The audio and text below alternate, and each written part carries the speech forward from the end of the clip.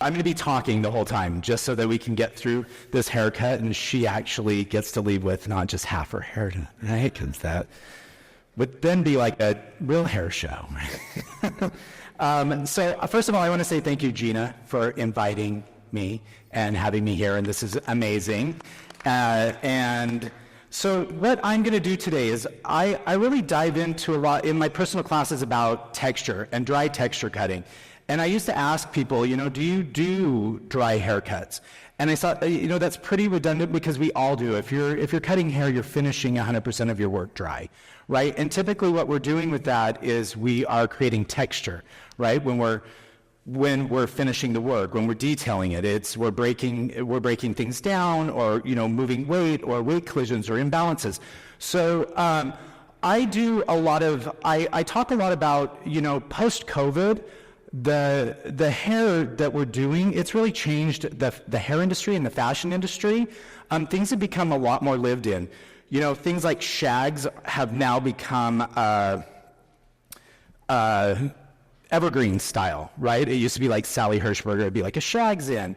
But you have now, because of this, you have a lot of textured cuts like the shag, the roof cut, the octopus cut, the cub cut, the fox cut, the butterfly cut, curtain fringe. We can go on for days. And all of these things, you guys, with textured haircuts, you can't cut texture wet. You just can't. And that's a fact and not an opinion. And anybody that does extensions, do we have people here that do extensions? Yeah, okay, so I'm going to go into a lot about extensions because, we all know we can't cut our extensions wet and then install them, right?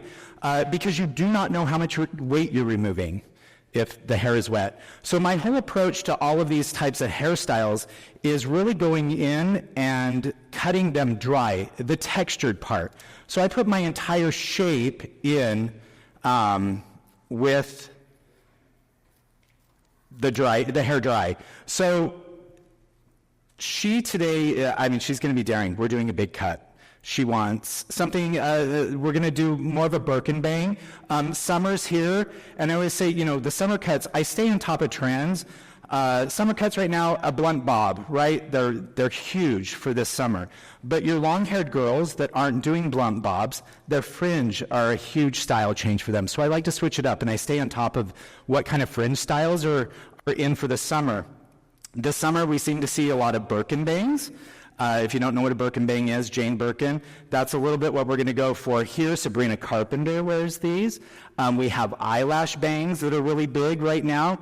An eyelash bang is something that Sydney Sweeney, Rihanna, you see these people rocking those bangs. They barely skim the eyelash. And you have halo bangs. That's a very arched bang. Curtain fringe. Curtain fringe are now also an evergreen style. I'm not going to really explain too much about the perimeter. We're just going to get through this quickly so that I can really get into the textured part of this haircut. So we have quite a few bangs to choose from, and they really depend on the length that the person decides that they want to do, right? That's where I start excluding and marking things off, what kind of bang I'm going to do for a girl with long hair. So she, thankfully, wants to do a Birkin bang. Birkin bang is, instead of a curtain fringe, this is a nice little switch on where the top layer is shorter than the bottom layer, and it kind of flips out. This curls more towards the face and then flips out, so it gives you a little bit more of that Brigitte Bardot 60s, like Jane Birkin, who it's named after. And here's the thing, if people Google Jane Birkin, these looks never look exactly like the style that they did in the 60s, right? We're always doing stuff that is recycled and repackaged and, made a little bit more fresh. So this, they wear them a little longer. It's not so short and blunt. So when I'm choosing the shears that I'm going to do for any of these dry textured cuts, I come from Sassoon and Tony and Guy, where I'm very used to just doing a lot of my work with a shear, right? Thankfully, those days are gone, and Hanzo offers a lot more things for us as hairstylists to cut in dry texture, right? Hanzo has a shear that's one of my favorites. It is a hybrid between a texturizer and a razor, and it mimics 14-point cuts. So as a hairstylist, if I close that 10 times, that's 140 point cuts. That's going to save me a lot of time, whether I'm in the salon, whether I'm on set, or I'm at a fashion show backstage. So I always have to remember that when I'm picking something up, and this really goes towards doing anything. I'll get into the texture talk first. I'm trying to take up the time with this perimeter here. I always remember that everything that I pick up is going to do one of two things. It doesn't matter what the service you're doing, whether it's cutting hair or coloring, extensions. Everything I pick up is going to slow me down or speed me up. So I want to make sure that everything I'm picking up is speeding the service up, and I'm getting the effect and the efficiency that I need, right?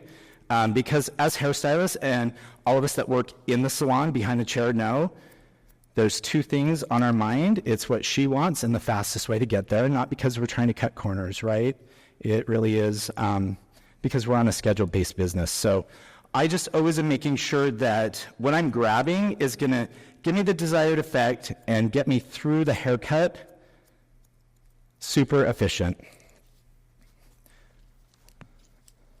We're almost done with this perimeter, and then we can get to the fun part. So when I'm doing dry hair, which I do a lot of it in the salon, like I said, what I tend to do is, like on a wolf cut, for example, I would put that shape in while the haircut's dry. I may do the foundation wet,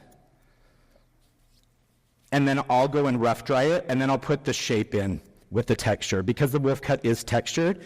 And pretty much, if you're cutting that solid shape in while it's wet, and then going back in and calling it your finish work and you're texturizing it, you're doing twice the cutting, twice the hand movement, because technically a wolf cut without texture is the Rachel, right? So I just have to make sure when I'm working in, if my schedule doesn't permit, I have to make sure, and plus my body, to not be overcutting. So what I'll do, anything that's textured, I'm going to approach it dry. So I would cut the foundation wet, like I said, and then I would blow her out, and then I would put my shape in. Also with texture, if I put a solid shape, this is also the reason why, if you notice, I'm point cutting her entire perimeter, because it's dry. It's not like I'm going to go in and do a bang straight across, right? I'm going to point cut that so I get a nice soft edge. I'm doing the same thing with her perimeter.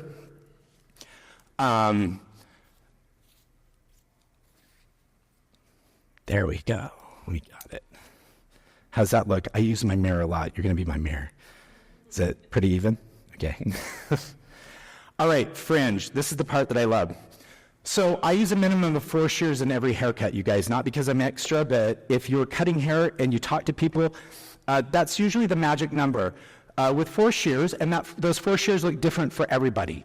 It's a workhorse, something that you put the foundation in with, a small tooth texturizer, not your 40-tooth blender that they give you in beauty school, unless you're a men's specialist. That would be one of your set of 4. But something that's a lot softer, this would be mine, a wide tooth texturizer, which is going to look a little bit more like this. I don't know if you guys can see that. This will never do what this does, and vice versa. And then, something, I call it my paintbrush. You've built the house and then you get to decorate it. So a minimum of 4 shears, you'll be able to cut and tackle any haircut and anything that comes through the door. And, if you're not working with that, eventually put your sights on that. And you'll find that you start working a lot easier, and the effects of your haircut, you're going to achieve those more times than not. So with a Birkenbang, if, think of Jenna Ortega, Sabrina Carpenter. What I do is where the head starts to slope down, I'm going to do just like a regular fringe. I'm going to do a pie-shaped section. I'm going to go from the end of the eyebrow. And these are fun too, you guys, because, it's a nice switch up for a curtain fringe to the end of the eyebrow. So I have a nice pie-shaped section like this. And then what I'm going to do, I'm going to let her hair separate where it does, down the middle, and then I'm going to take out another section, so it's a smaller pie-shaped section within that. So I'm just going to half that, if that makes sense. Does that make sense? Okay? And then I'm going to come over here, do the same thing.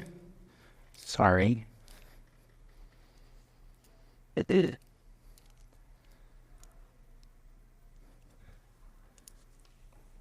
She's tall, I'm short. Let's lower this. So what I'm going to do is now I have this sectioned out. Can you guys see that? I'm going to have you tilt your head forward, right? Put your head back up. I'm going to come above. I switched. I'm using my small tooth texturizers. I'm not going in and cutting a harsh line that I then have to soften up, because if you cut a hard line and then you texturize it, it gets shorter and you start losing the length of it, right? So with her, we're going to go about the bridge of her nose. So I can see where this is going to hit her. I'm going to go above the 90. So I'm going to flip this up like this.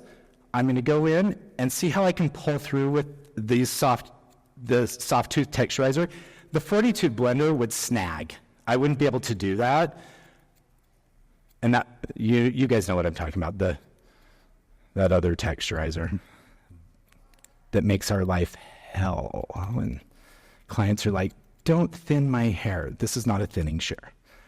So this is going to give me softness.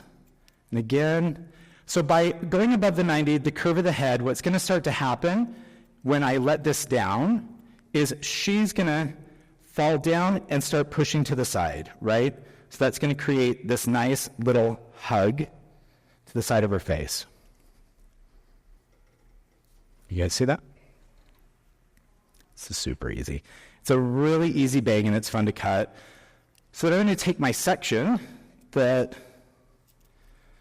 I'm going to take a small little piece of the section I just cut. That's my guide. I'm going to lift this way up, and I see my guide right there. See it? You guys see it?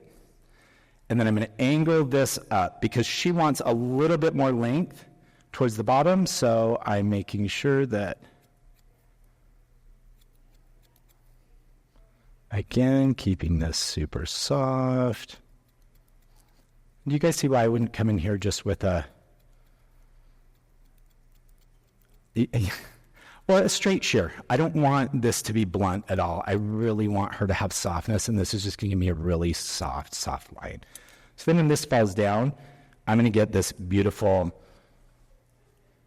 hugging of this, which when her hair's pulled up, it'll be a nice little Bardot bang. Same thing, small section, elevate, lift this up, find my guide, really angle this up for some length.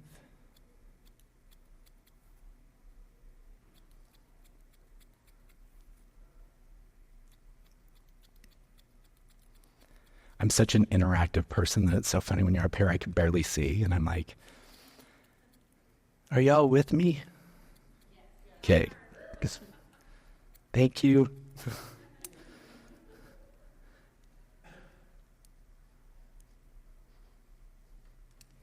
Super cute.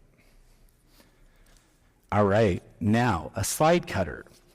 This is going to be the next shear that I use. And a slide cutter, you guys, this is one of my favorite. This is my deserted island shear. I could actually do a full, I'm going to, state board's not here, right? I'm picking hair up off the floor. So this is not like your regular shear. This is going to push the hair all the way to the top. It's never going to cut a straight line. You can see that. It's going to push everything up. What I love with this is my paintbrush. I am going to do a super vertical line so I don't cut back in this corner so she doesn't end up with a mullet or what she feels like is a mullet. And I'm just going to drag this down. This is my extension shear. I do not use a razor on extensions anymore. Yeah.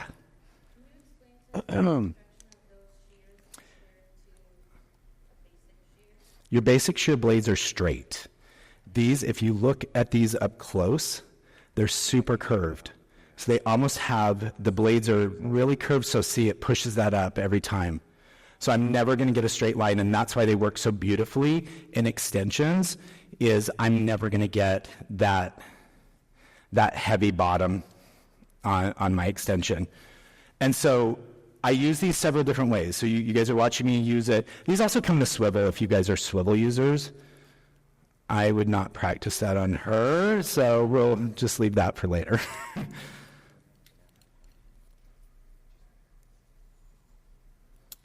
So that cuts just a really nice straight line. You guys can see that. And then to soften this up, there's a bunch of different ways that I can go in and use this. I'm going to use it in back combing. I'm always closing the blade so I can come through. This is great on invisible layers, bobs.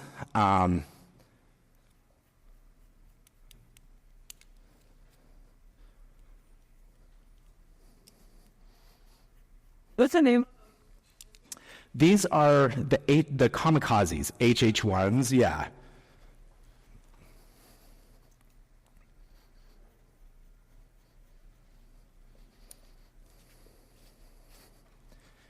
And now I'm closing them as quickly as I'm moving through the hair.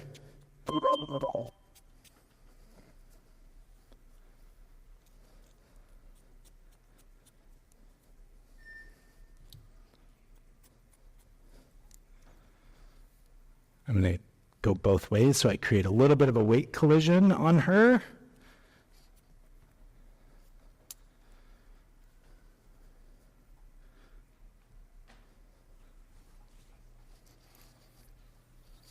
When I first got these, I was like, oh, mine are broken.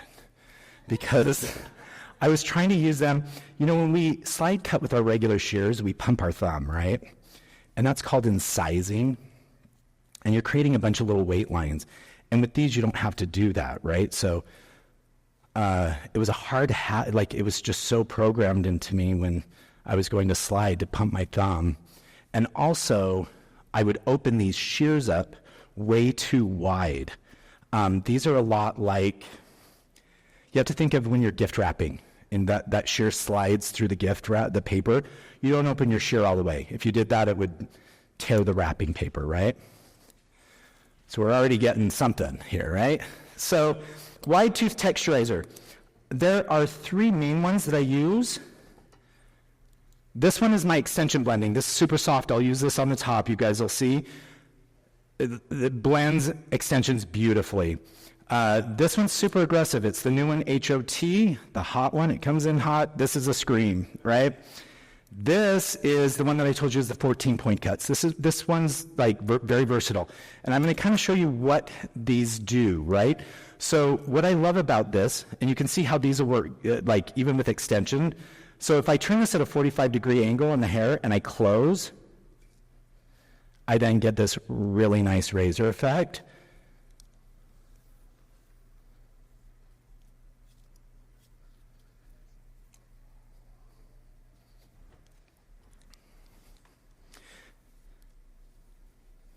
Sabrina Carpenter, eat your heart out.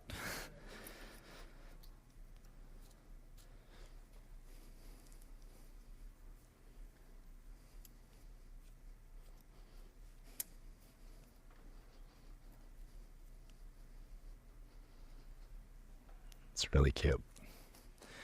All right, top. The top of her hair, I'm going to go in with my extension blending shears because I don't want anything super choppy and heavy. So I'm going to use the ones that are a whisper, and you'll be able to see why. Like if I was blending a sewn-in weft, and the crown of their head, their natural hair in their crown was like 6 inches, and the weft was 22 inches, right? This is how I use these. Actually, I'm doing a mohawk section above her part. Like pretend that was the crown. This is the hair extension. I can just come in and blend the surface. And it's super soft, and I don't cut into the bulk of the hair. So it just starts giving me this really soft connection. Yes, but put a note up. Yeah, the stage you apply in, it's like, how about they have a lot of hair and that I was surprised to search here. Tomorrow, yeah, I'm going to get a structure. There's no way to play, but there'll be some of them. I mean, yeah. You know, they need to be... I don't say anything because when I pick this up, they don't even know. Like, really, right? And then if they ask, I'm usually... Yeah. all of our Texas shears, all the Tiva, respect to a 485 degree angle, it's been for a reason. So softness, this all marking. Oh. Open and close, these sliding screws of lighting wood. Typical old school texturizers are square and blunt, so that's where they kind of catch, grab, and pull. Like we've had that experience. Or you're like, oh my gosh, like they'll touch you with those because again, they're used to kind of that sort. Not the guards. Again, everything we do is softness and braided fresh on that stove. We get whenever we cut side, this what we want. We want soft, right? So he's never trying to cut blunt or hard. So Yeah. And you know, my clients, they will trust me. If I'm like, you know what, let me use this. You'll see, you'll love it. It's sealing the end of the cuticle. If you don't like it, we don't have to do it next time. But there's really, you know, and I really, semantics, you guys all know.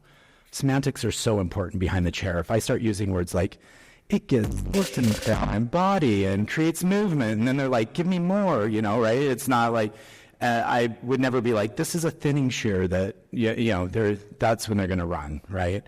So I just think also explaining it in ways that sound,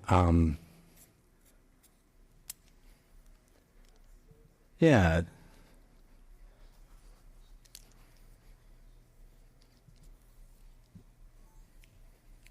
I'm just doing concave layering, pivoting around the parietal of her head, doing that same, just connecting that, and keeping this all super soft. Because that's the other thing. I don't want this to look super choppy. Because if she does not style,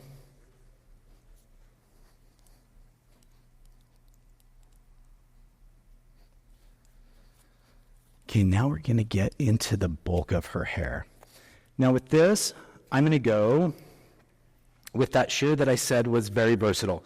I want this so that if she decides to do a blowout, this is the one that mimics the 14-point cuts. If she wants to do a blowout, she's going to get a nice 90s blowout. If she wants to flat iron, if she wants to put beach waves. And so I know that I'm just going to carry this all the way down to the perimeter. I'm going to over direct this all the way up. I have to because I want to create a concave shape in here. I'm not going to create roundness.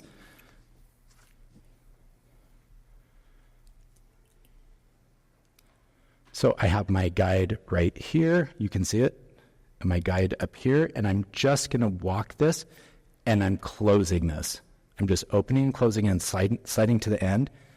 And you guys can see that I just get this texture through the middle.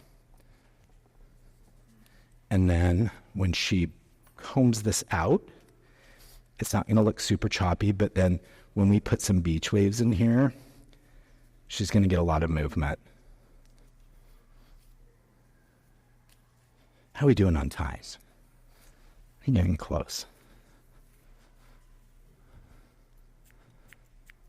I mean, she has a lot of hair too, so I'm moving through this pretty quickly. 7 minutes, sir. All right. I can do it. Yeah. Yeah. So sometimes I primarily service wigs, and the weight is not evenly distributed, so you'll have either a more dense top, Yes. a more dense bottom. You see that with extensions as well. How do you recommend blending it so it looks like a natural head of hair of even density distributed throughout? So are you talking, you said, are you talking wigs? Or hair pieces, toppers, all of that? Anything, yeah. There's a lot of different techniques, but like that 6T that's super soft, I can go in on some of them and I can flip it over. I can cut it from underneath where, like if I'm doing a topper, where the attachment goes, to make it look a little bit more natural that way. If I'm doing tape-ins, I'll take the small tooth texturizer and I can go through and, debulk them that way. So it's just, it's grabbing the right texturizer that's going to remove the least amount of weight. Because I think when you're working with those, you also don't want something that's going to show a lot of demarcation. Yeah. So it really would be me grabbing the shears that we're going to create the most softness. But like if I was working with a small area, it would be a smaller shear. When you say smaller shear, you mean length of the blade? The smaller teeth. Thank you. Yeah, Thank you. Yeah. All right. Let's see. We're cooking here. Like to cut deep. So now I'm going to go back with my slide cutters, and I'm going to move through her hair and carve some vertical, do surface cutting on this. And I am closing the shear, but it's just going to create a little bit more movement, and I'm breaking up if there's any line in this top part from her crown.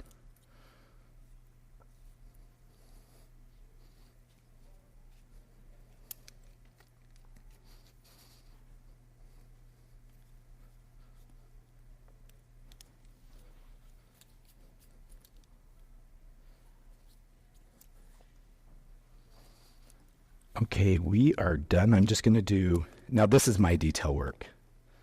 I'm going to go back in with this one that's pretty intense.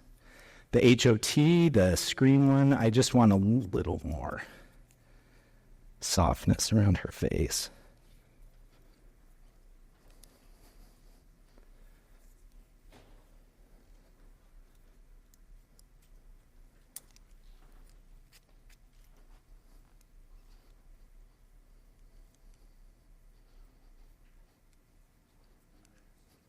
All right. If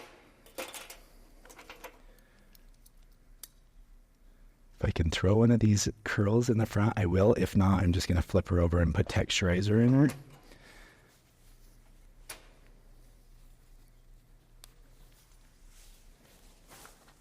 It's a lot of hair on the floor, right? Okay, let's see if this warms up in time. I just want to put a couple bends in her hair in the front. I can do this. I can do it, you guys. Maybe what? Yeah. Yeah. I know I'm... Wait. Assume that on Hanzo's sites, you guys probably have education on how to use the different style of shears? The best way to be use for penny bank. All our artists use all the shears. They use them differently. Direct message, all of it. You have their Instagrams, like all the handles. Everything's on the website. If you saw like the slide it and share it earlier, it showed Brandon's. It really is. I think you would actually be quite shocked how differently everybody uses the tools, and that's what I love is you can really look at how you're find the person that does a lot of the same style that you do, or the same type of work you're doing, or clientele, and even if the educator isn't exactly, I think we all can learn something, right, from watching other artists approach things, but I think you would be amazed at how differently everybody approaches their Almost great. So yeah, Paul, okay, I'm gonna have you flip your shirt. I'll let you means that you take one. Yeah. No, the guy won't take the mic. Probably he won't doesn't want to hike. Okay, flip up. Why are you using the sweatsuit?